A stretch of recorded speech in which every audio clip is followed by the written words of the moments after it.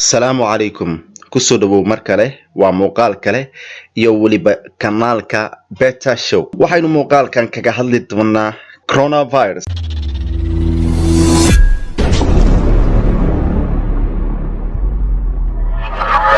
inkastoo dunida ay ka baaran degtay wax walba oo caqabad ku ah jiritaanka aadanaha, haddana waxaa dhici karta in ay adag tahay in la iska caabiyo. waxaa jiro wasaaradda caafimaadka oo loogu talagalay in ay diyaariso isbitaallo, daawooyin iyo sidoo kale qalabyo lagu xakameeyo cudursidayaasha sida fayraska iyo sidoo kale bakteeriyada. wasaaradda gaashaandhigga iyadu muhiimadeedu waxay tahay inay xakameyso dagaalada kaga imaan kara dadyowga kale. wadamada awoodda sheeganayo waxa ay diyaarsadeen xubka noocyadiisa kala duwan.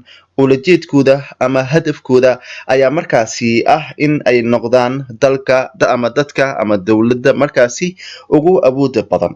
laakiin waxaa soo weeraray ciidamada alleh mid ka mid ah oo weliba ugu yar xitaa isha aysan qaban karin, balse waxa kala duwan dadka waxa ay doonayaan iyo waxa uu alle subxaanahu watacaala uu rabo. haddaba su-aashiis weydiinta mudan waxay tahay, waa maxay coronavirus? coronavirus waa cudur leh qandho, qufa, neef ciriiri iyo sidoo kale mantag.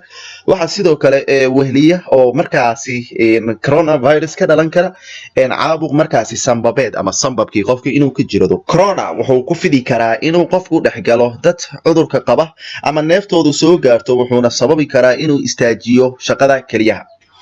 maxaa sababa cudurkan?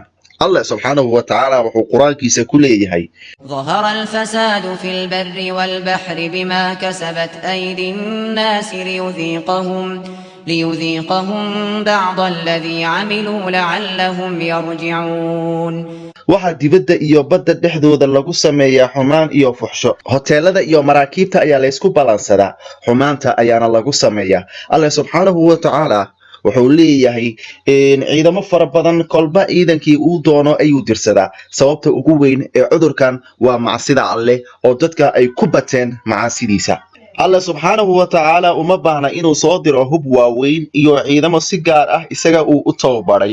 keliya alle wuxuu soo diri karaa virus yar xitaa isha aysan qaban karin. dadka ku nool dalka shiinaha waxay gaareen heer ay dhahaan alle waxa la yidhaahdo ma jiro, rasuul ma jiro, kitaabna ma jiro, oo haddana ay ciqaabaan dadkii ilaah caabuda ayna dudumiyaan masaajida alle. haddana allah subxaanahu watacaala wuxuu usoo diray iyagoo ku faanayo in ay yihiin dal horumar gaaray, tiknolojiyadda, dhaqaalaha iyo weliba dhanka caafimaadka horumaro badan ka gaaray. wuxuu alla usoo diray viruskan loo yaqaano coronavirus.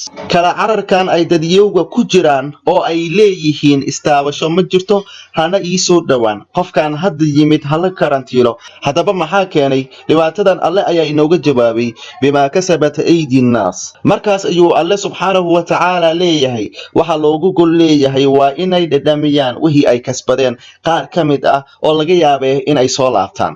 marka gaaladu ay isbidaan inay yihiin kuwa caalamka ugu quwadda weyn ayaa alle imtixaamaya. waxa ayna ku faanayaan wax ka yar sida fayraska.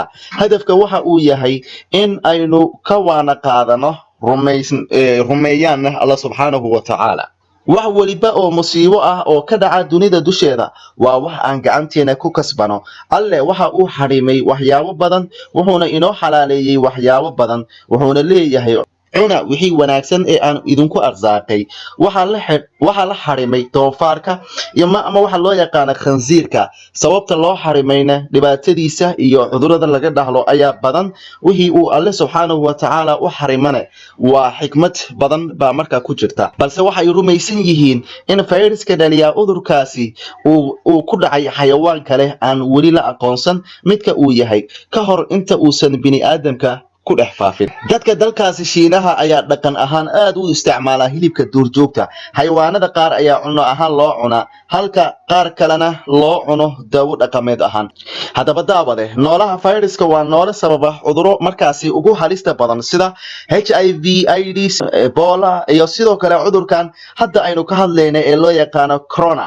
alla subxaanahu watacaala wuxuu nagu yidhi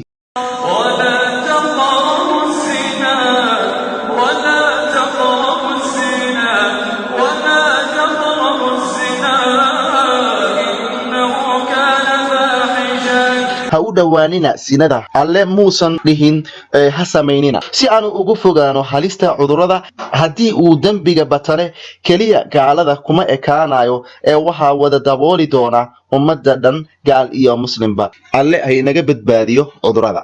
Wassalaamu calaykum waraxmatullaahi wabarakaatu.